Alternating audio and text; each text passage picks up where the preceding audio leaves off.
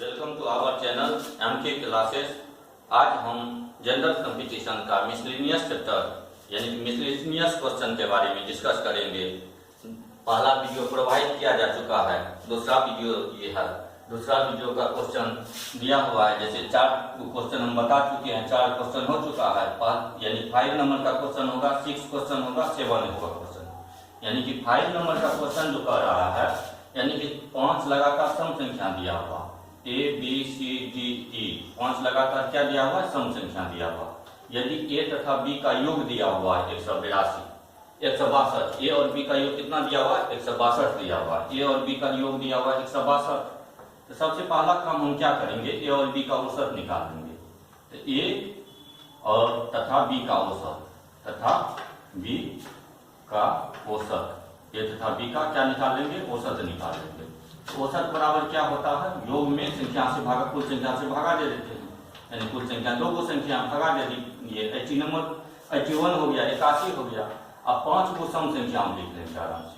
सम संख्या यानी कि सम संख्या 5 को सम संख्या जो दिया हुआ है, A है, B है, C है, D है, उसके बाद E दिया हुआ, 5 को सम संख्या दिया हुआ।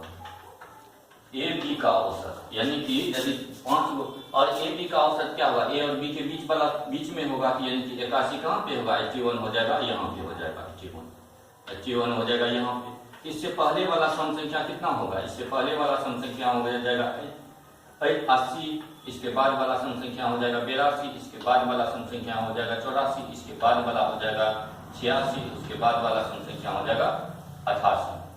तो लगातार यदि सम संख्या डिफरेंस समान होने पर बीच वाला संख्या ही औसत होता है। सम संख्या रहे, प्राकृत संख्या रहे, विषम संख्या रहे, मल्टीपल्स रहे, उसका बीच वाला संख्या ही औसत होता है।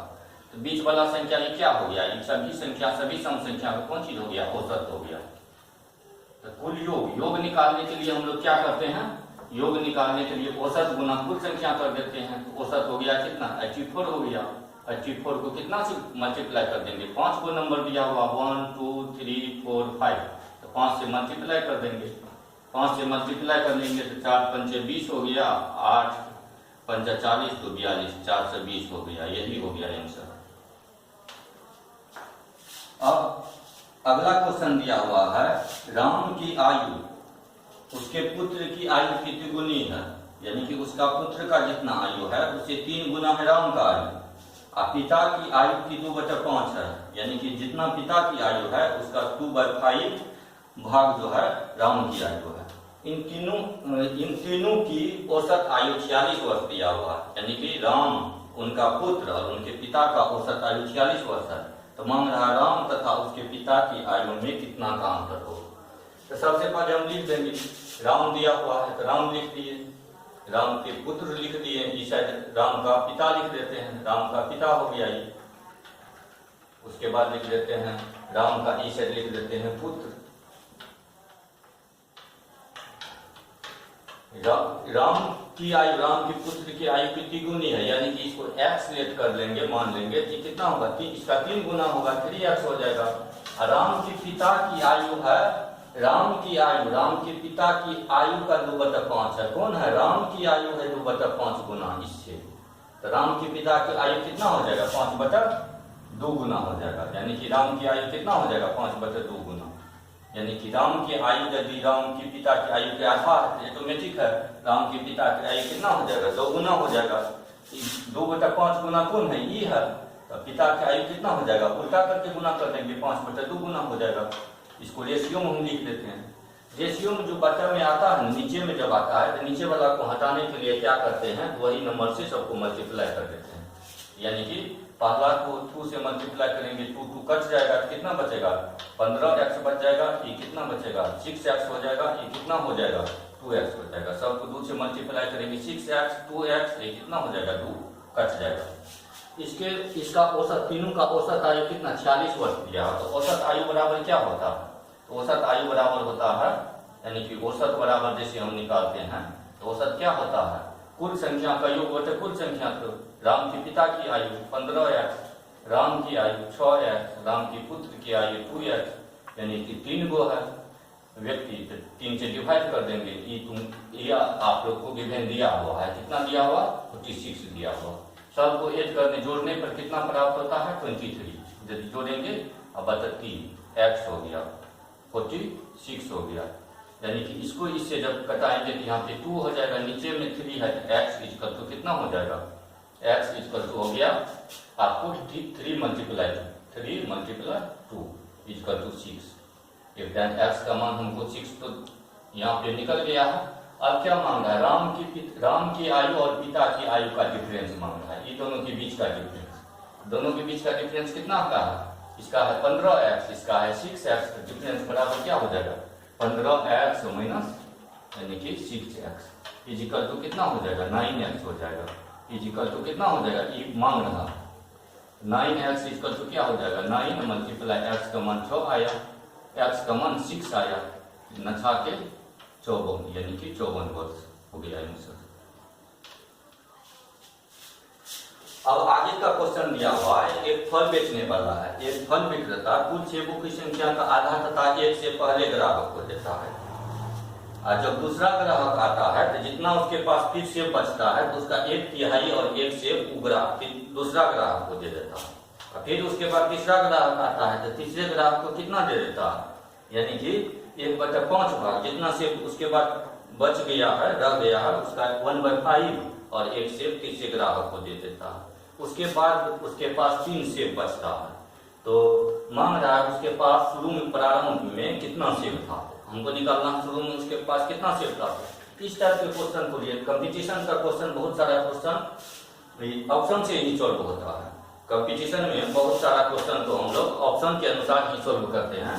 तो पहले देखते हैं 15 लेके देखते हैं, 15 लेके देखते हैं तो पहला ग्राहक को इसमें देगा, पहला ग्राहक को देगा कितना सेब आधा और 1, यानी 15 का आधा तो नहीं हो सकता, काट के सेब नहीं बेचा जाता है। 15 का आधा कितना हो जाएगा, 15 का आधा 7.5, 15 का आधा 7.5 हो जाएगा। काट के तो सेब नहीं बेच सकता। बी नंबर का ऑप्शन लेते हैं, बी नंबर का लेते हैं तो बी में दिया हुआ है कितना दिया हुआ 18 दिया हुआ। बी नंबर का क्वेश्चन कितना दिया हुआ, बी नंबर में 18 दिया हुआ। 18 लेते हैं तो पहला ग्राहक को आधा और 1 सेब दिया, तो पहला ग्राहक को आधा, आधा मतलब 9 और ये 10 सेब दे दिया, उसके पास कितना बचा पहला ग्राहक को, यानी कि पहला ग्राहक को कितना सेब देता है आधा और 1 सेब। तो 18 का आधा कितना हो जाएगा, 18 का आधा हो जाएगा यानी कि 9 और 1, पहला ग्राहक को दे देगा 18 का आधा 9 और प्लस 1, यानी कि 10 सेब बच गया। शेष कितना बचा उसके पास, शेष अब बच गया 8 सेब। 8 सेब में फिर आधा और 1 सेब दूसरा ग्राहक को दे, 1/3 देता है, 1/3 और 1 सेब दूसरा ग्राहक को देता है। तो आज का तो 1/3 नहीं कर सकता है, इस सेब को तो नहीं काट सकते हम लोग, काटा नहीं, काट के नहीं बेचता है ग्राहक। इसका मतलब ई ऑप्शन भी क्या हो गया, कैंसिल हो गया है, यानी बी नंबर का ऑप्शन भी कैंसिल हो गया। आप सी नंबर पे चलते हैं। सी नंबर में क्या कर रहा है, पहला ग्राहक को कितना दे रहा है आधा और 1 सेब। तो पहला ग्राहक को 20 का आधा कितना होगा 10 और प्लस 1 कर देंगे तो कितना हो जाएगा, यानी कि 11 सेब दे दिया। अब शेष सेब कितना बचा, शेष सेब उसके पास बच गया, शेष सेब इक्वल टू 20 सेब में से 11 सेब पहला ग्राहक को दे दिया, इसका मतलब कितना सेब बच गया 9 सेब बच गया। 20 माइनस 11 बराबर 9 सेब बच गया। अब फिर दूसरा ग्राहक को शेष सेब का 1/3 और 1 सेब देता है, यानी दूसरा ग्राहक को कितना देता है शेष सेब। अब 9 सेब बचा, इसका 1/3 कितना होगा, 9 का 1/3 और 1 सेब, तो 9 का 1/3 कितना होगा 9/3 और प्लस 1 इक्वल टू 3 + 1 बराबर 4 सेब अब दे दिया। 9 में से 4 सेब दूसरा ग्राहक को दे दिया, दूसरा ग्राहक को कितना दे दिया 4 सेब दे दिया। तो शेष अब कितना बचा, 9 में से 4 चल जाएगा, शेष सेब बराबर फिर शेष सेब की संख्या कितना बचेगा, शेष सेब बचेगा यानी कि 9 - 4 कर देंगे तो यानी कि 5 बच गया। उसके बाद कर रहा है तीसरा ग्राहक दिया था, तो तीसरा ग्राहक को कितना सेब देता है, जितना सेब बचता है, अब तो सेब बचा 5 सेब बच गया, तो उसका 1/5 भाग यानी कि 5 × 1/5, और उसके बाद 1 सेब ज्यादा देता है तो कितना दिया 5 कैंसिल हो गया, यानी कि 1 + 1 = 2 सेब दे दिया तीसरा ग्राहक को। तो अब शेष सेब क्या बचता है लास्ट में, उसके पास शेष सेब की संख्या बराबर कितना बचा, शेष शेष सेब की संख्या बराबर कितना बच गया, सेब की संख्या बराबर बच गया उसके पास 5 और -2 कर देंगे 3, यानी कि लास्ट में करा 3 को 3 सेब बचना चाहिए, उसके पास 3 सेब बच जाता है लास्ट में। तो प्रारंभ में उसके पास कितना सेब थे, 20 लेने से हम लोग को तो ऑप्शन 20 ऑप्शन लेने से क्या आ रहा है, यानी कि क्वेश्चन सेटिस्फाइड हो रहा है। इसका मतलब क्या होगा, सी नंबर ही आंसर होगा। देखिए फिर से समझिए, एक फल बेचने वाला है जिसके पास कुछ फल है, एक फल बेचने वाला है जिसके पास क्या है, कुछ फल दिया हुआ है, फल है तो बेचना चाहता है, तो उसके पास 3 गो ग्राहक आता है, उसके पास 3 ग्राहक आता है। पहला ग्राहक आया तो पहला ग्राहक को कितना देता है, आधा सेब, जितना सेब उनके पास है आधा कर दिया, और बाद में क्या करता है 1 सेब एक्स्ट्रा देता है। तो कितना दिया, हम लोग 20 जब मान लिए तो 20 का आधा कितना होगा, 10 होगा, और 1 सेब और एक्स्ट्रा दे देता है, 11 सेब तो दे दिया गया। अब उसके पास बचा कितना, 9 सेब बचा। दूसरा ग्राहक जाता है लेने के लिए, उसके पास दूसरा ग्राहक जैसे पहुंचा उसको देता है 1/3 और 1 सेब जाएगा, कितना देता है, यानी कि 1/3 और 1 सेब, तो 9 का 1/3 हो जाएगा 3, और 1 सेब दिया तो 4 सेब दे दिया, यानी कि 9 में से 4 सेब दूसरा ग्राहक को दे दिया। उसके बाद लास्ट में फिर कितना बचता है, 5 शेष सेब 5 बचता है, 5 में से वो फिर देता है 1/5 और 1 सेब, यानी कि 5 का 1/5 कितना होता है, 1 होता है, और 1 एक्स्ट्रा सेब देता है तो 2 गो सेब दे दिया तीसरा ग्राहक को, तो 5 में से 2 गो सेब तीसरा ग्राहक को दे दिया, तो उसके बाद उसके पास बचता है 3 सेब। तो क्वेश्चन में कह रहा है लास्ट में कितना, 3 सेब बचना चाहिए, तो 3 सेब यहाँ पे बच रहा है, यानी कि क्वेश्चन सेटिस्फाइड हो रहा है कि आंसर से ऑप्शन नंबर 3 से। तो चलिए आज का क्लास यहीं तक, फिर अगला वीडियो में हम मिलेंगे। चलिए आप लोग इस क्वेश्चन को लिख भी सकते हैं, लिख करके समझिए, और फिर हम अगला वीडियो में मिलेंगे।